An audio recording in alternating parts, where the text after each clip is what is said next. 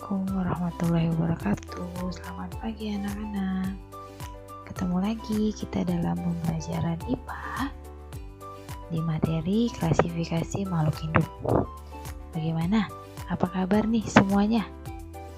Mudah-mudahan dalam keadaan sehat ya, dan kita dijauhkan dari COVID-19. Bagaimana? Sudah absen belum? Kalau belum absen, jangan lupa absen ya. Nah, tujuan pembelajaran kita hari ini adalah ada 4, di mana kita akan mengamati perilaku makhluk hidup yang ada di sekitar kalian. Kalian juga harus bisa membedakan tengah hidup dan tengah mati. Lalu kalian harus mampu mengklasifikasikan makhluk hidup, serta kita akan belajar tentang mikroskop. Kalian harus tahu bagian-bagian mikroskop dan fungsinya. Sebelum kita masuk ke pelajaran hari ini, saya akan review pelajaran minggu lalu. Minggu lalu, kita telah belajar tentang besaran dan satuan. Dan saya memberikan tugas kepada kalian untuk mengukur benda-benda yang ada di rumah dengan satuan panjang, sentimeter, dan jengkal. Ini adalah salah satu hasil dari teman kalian di kelas 7. Teman kalian ini mengukur bersama adik, kakak, atau orang tuanya dengan satuan sentimeter itu sama. Panjang meja 73 cm, buku tulis 25 cm, tinggi 160, tempat pensil 20 cm, lemari 165 cm. Tapi teman kalian dengan menggunakan jengkal menghasilkan hasil yang berbeda. Seperti panjang meja, jengkal peserta didik itu 4 jengkal. Tapi kalau dengan orang tua, kakak, atau adiknya hanya 3. Panjang buku tulis pakai peserta didik 1,5.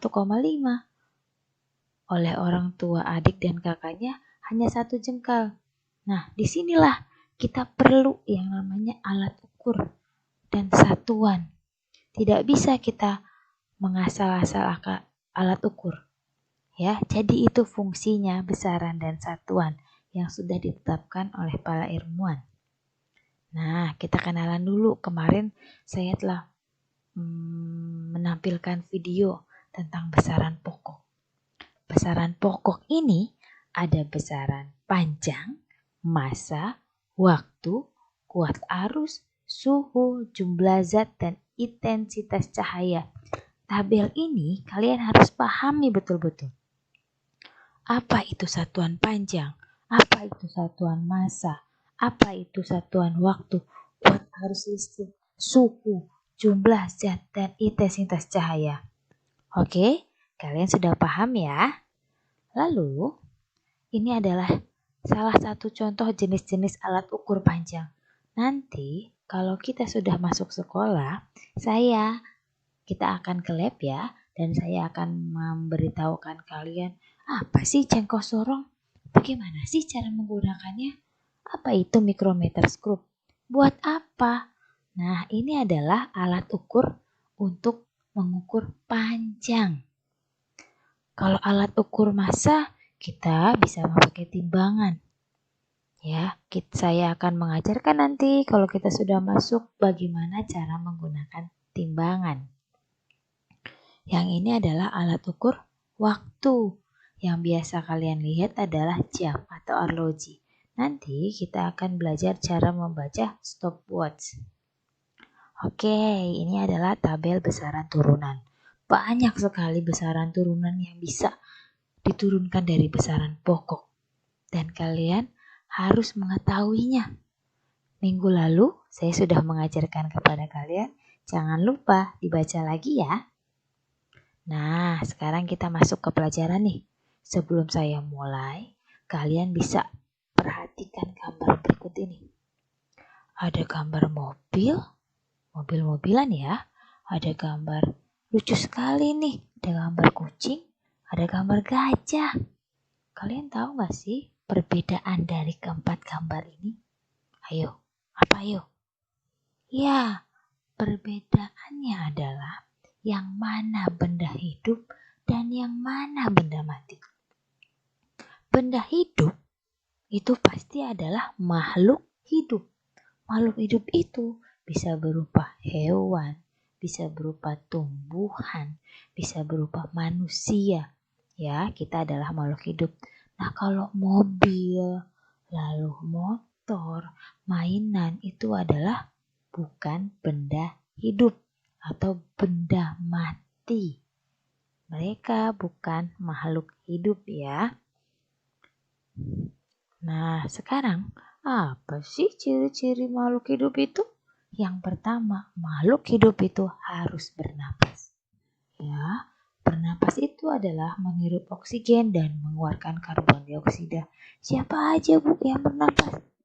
Makhluk hidup, manusia, hewan. Nah, lumba-lumba ini walaupun hidup di laut, dia adalah mamalia, bukan ikan.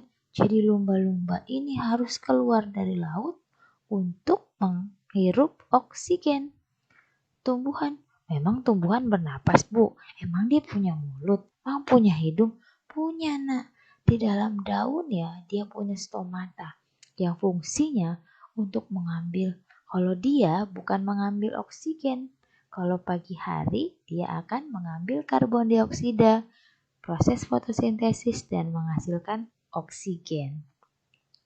Ciri yang kedua adalah memerlukan makanan dan minuman. Kita lihat, wah pandanya lucu sekali. Lagi apa dia? Lagi makan bambu. Nah, siapa nih yang suka makannya banyak sekali sampai endut begini? Nah, makanan dan minuman itu diperlukan oleh tubuh kita untuk menghasilkan energi. Energi yang didapatkan dari makanan itu gunanya untuk kita beraktivitas. Ya Naya, bayangkan kalau kita nggak makan seharian, mau belajar aja ngantuk, mau belajar aja nguap, bisa-bisa pingsan. Makanya makhluk hidup itu memerlukan makanan dan minuman. Yang ketiga itu bergerak. Coba pernah lihat mobil-mobilan bergerak sendiri? Wah, serem kalau lihat bisa mobil-mobilan bergerak sendiri, ya. Yang bergerak adalah makhluk hidup. Manusia bergerak, hewan bergerak. Nah, pertanyaannya, apakah tumbuhan bergerak? Bergerak, nah. Nanti kita akan bahas lagi di kelas 8. Ada beberapa macam gerak pada tumbuhan. Salah satunya adalah contoh yang ada di gambar ini. Gerak pada tumbuhan bukan tumbuhannya jalan-jalan, bukan. Tumbuhan bergerak ke arah matahari. Nah, ini yang disebut gerak pada tumbuhan. Yang keempat, tumbuh dan berkembang. Tumbuh dan berkembang itu adalah kalau hewan, contohnya ayam. Dari telur, menetas, anak ayam, lalu ayam dewasa. Nah, itu tumbuh dan berkembang. Kalau manusia, dari kalian dilahirkan, jadi bayi, lalu anak kecil, remaja, dewasa, dan lansia. Itu tumbuh dan berkembang kita. Kalau tumbuhan, dari biji, jadi kecambah, jadi pohon kecil, lalu jadi pohon besar, lalu punya bunga. Nah, itu disebut tumbuh dan berkembang. Oke? Kita lanjutkan. Ciri yang kelima adalah berkembang biak atau reproduksi. Berkembang biak ini merupakan kemampuan makhluk hidup untuk memperoleh keturunan. Kita lihat gambarnya. Ayam, dia harus punya anak. Bayangkan, kalau ayam di dunia ini gak punya anak, mah kita tidak akan bisa makan ayam. Bayangkan kalau misalnya sapi itu tidak berkembang biak, kita gak bisa lagi makan sapi. Ya, jadi dia itu untuk memperoleh keturunannya. Seperti manusia. Manusia tidak berkembang biak, tidak reproduksi, lama-lama manusianya punah. Itu maksudnya, ya. Yang keenam adalah peka terhadap rangsang atau yang disebut iritabilitas. Ayo, ada yang tahu tidak ini tumbuhan apa? Namanya adalah putri malu. Bukan putri malu-malu. Putri malu ini kalau misalnya kita sentuh daunnya, dia akan mengatuk atau menguncup. Nah, gerak ini disebut dia peka terhadap rangsang. Ya nak ya, peka makanya jadi orang peka. Kan kalian suka bilang seperti itu tuh. Nah, gambar yang kedua, kalau misalnya kita lihat matahari, apa yang harus kita lakukan? Kita langsung memicingkan mata. Kalau misalnya kalian tidak memicingkan mata, berarti kalian tidak peka terhadap rangsang. Jadi, kalau kita melihat matahari, kita harus memicingkan mata, biar kita termasuk ciri makhluk hidup, yaitu peka terhadap rangsang. Ciri yang ketujuh, menyesuaikan diri terhadap lingkungannya. Nah, ini yang disebut adaptasi. Lihat nih, ini ada kelihatan gak sih? Ini daun apa bunglon ya? Iya, bunglon itu bisa beradaptasi. Di mana dia hinggap, di situ dia akan berubah warna.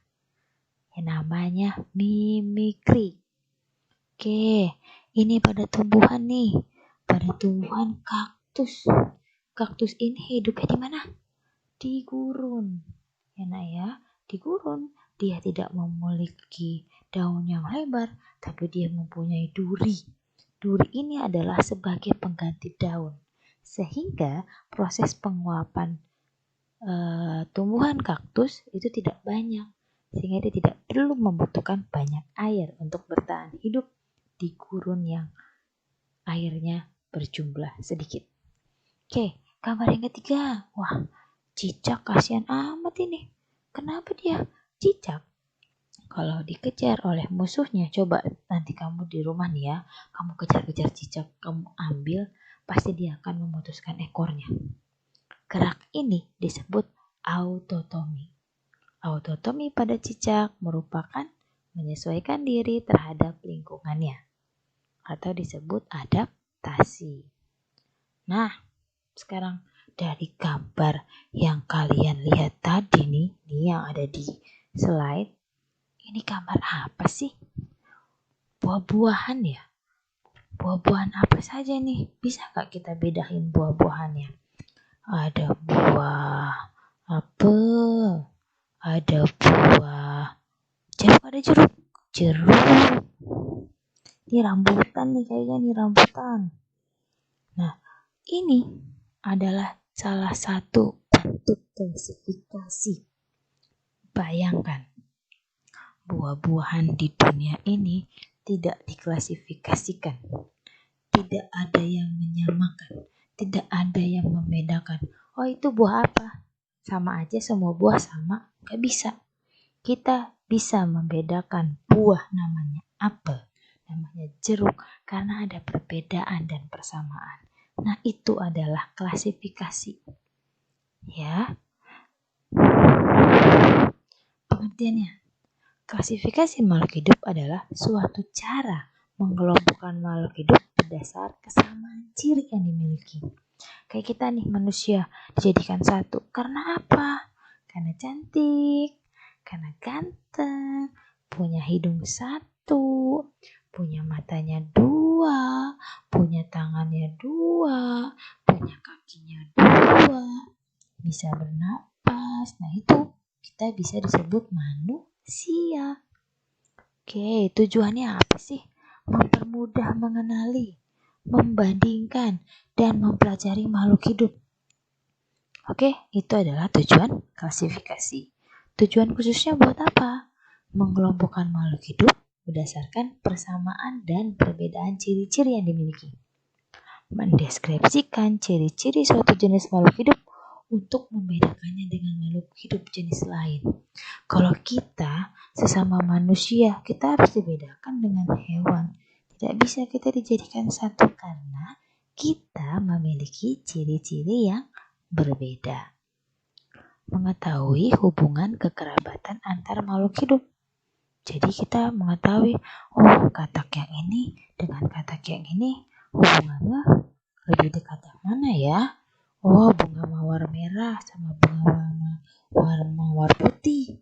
Oh, ternyata kekerabatannya begini. Nah, itu adalah tujuan khusus dari klasifikasi.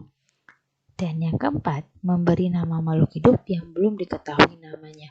Misalnya, kalian menemukan suatu jenis tumbuhan baru. Wah, kemawar dia mirip mawar, tapi dia gak punya duri. Mau ke bunga matahari, kok dia gak besar. Dicari-cari lagi, oh ternyata ini adalah spesies baru. Karena tidak punya persamaan dengan tumbuhan yang lain. Nah, tumbuhan ini diklasifikasikan dan diberi nama sebagai makhluk hidup yang baru. Dasar-dasar klasifikasi. Klasifikasi makhluk hidup berdasarkan persamaan dan perbedaan yang dimiliki tadi. Klasifikasi makhluk hidup berdasarkan ciri bentuk tubuh atau yang disebut morfologi, alat dalam tubuh atau anatomi.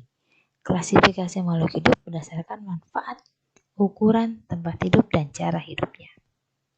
Nah, sekarang kita masuk ke klasifikasi dikotom dan kunci determinasi. Yuk, ada tuh di buku. Coba kita lihat. Dari tadi kita lupa ya buka bukunya. Kalian buka bukunya di halaman 49. Sudah dapat halaman 49? Nah, di halaman 49 itu ada yang namanya tingkatan takson. Tingkatan takson itu apa sih? Tingkatan takson adalah tingkatan unit atau kelompok makhluk hidup yang disusun mulai dari tingkat tertinggi, yang paling tinggi ya, hingga tingkat terendah. Sebaliknya, makin rendah tingkatan takson, maka semakin sedikit anggota taksonnya. Dan makin banyak pula persamaan ciri antara anggota taksonnya. Nah, di tabel ini adalah urutan tingkatan takson dari yang paling tinggi ke yang paling rendah. Ada takson hewan dan tumbuhan. Perbedaan antara takson hewan dan tumbuhan itu ada di filum dan divisinya. Ya, kalau hewan namanya filum, kalau tumbuhan namanya divisi. Oke, kita lihat urutan paling atas adalah kingdom. Filum untuk hewan, divisi untuk tumbuhan. Lalu dari filum dan divisi ada kelas. Dari kelas kita ada ordo atau yang disebut bangsa. Lalu ada family, itu suku. Ada genus, itu marga.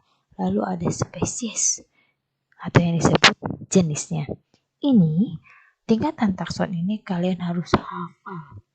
Mau dari atas ke bawah atau dari bawah ke atas, itu kalian harus hafal ya nak ya. Kita lanjut. Nah, di halaman 49 itu juga ada kriteria klasifikasi tumbuhan.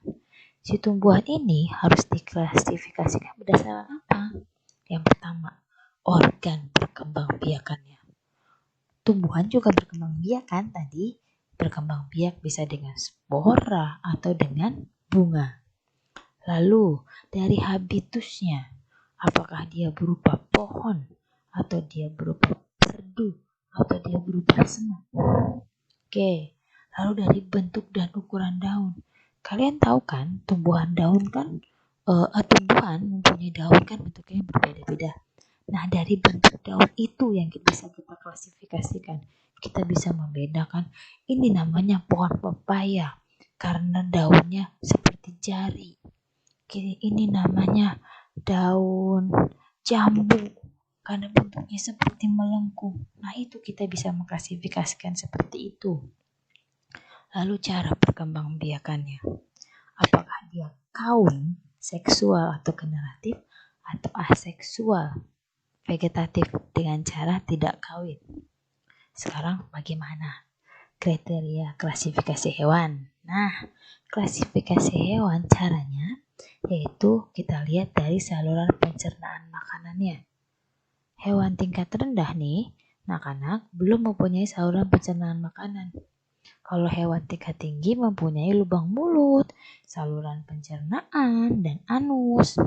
Oke, itu yang membuat dasar hewan bisa diklasifikasikan. Lalu yang kedua dari kerangka. kerangka itu atau skeleton? Apakah kerangkanya di luar tubuh atau exoskeleton atau di dalam tubuh atau endoskeleton? Lalu dari anggota gerak, apakah dia berkaki 2, 4 atau tidak berkaki? Ada berkaki 3? Nggak ada ya.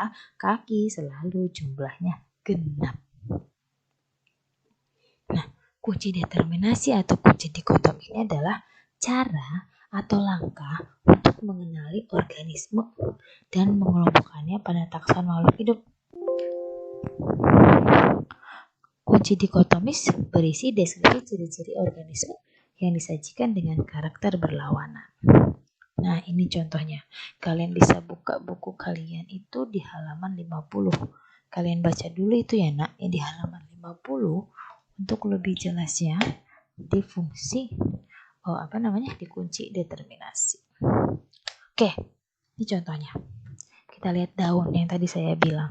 Daun itu ada 2, ya. Kalau kunci dikotom itu selalu perbedaannya menjadi 2. Oke, daun yang pertama. Apakah dia daun tunggal? Kalau tunggal berarti juga ada daun majemuk. Oke, kita balik dulu ke daun tunggal. Di daun tunggal, bagian daunnya seperti garis atau bagian daunnya melebar. Oh, seperti garis. Begini. Nah, kalau daunnya melebar dibagi lagi menjadi 2. Tepi daun ya, ujung daunnya. Tepi daun ada yang bergerigi, ada yang bercangap. Nah, seperti ini. Oh, kalau yang bergerigi berarti tumbuhan ini. Oh, yang bercangap berarti tumbuhan ini. Kita masuk ke daun majemuk. Daun majemuk ada 7 anak daunnya.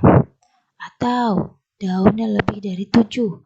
Lebih dari 7 dibagi lagi jadi 2. Anak daun duduk langsung pada ibu tangkai, nih sendiri-sendiri, atau anak daun pada cabang tingkat 1 dari ibu tangkai. Nah, ini bedanya. Nah, ini adalah salah satu contoh kunci determinasi dikotom pada tumbuhan, yaitu bagian daunnya. Nah, ini pada hewan. Hewan itu dibedakan menjadi 2. Ya, Nak, ya. Ada vertebrata dan invertebrata, bertulang belakang atau tidak bertulang belakang. Vertebrata dibagi lagi jadi 2 nih, Nak. Ada ovipar dan vivipar. Oke, ovipar dibedakan lagi jadi 2. Ada pembuahan internal, ada pembuahan eksternal. Pembuahan internal dibagi lagi jadi 2. Ada kulit keras, ada bulu. Lalu yang eksternal hidup di 2 alam dan yang ini hidup di air. Bagaimana kalau yang vertebrata? Ada yang tubuhnya lunak, ada yang keras. Nah, yang keras dibagi jadi 2. Ada kakinya sedikit, ada kakinya banyak. Kaki sedikit, ada yang bermetamorfosis sempurna, ada yang metamorfosis tidak sempurna.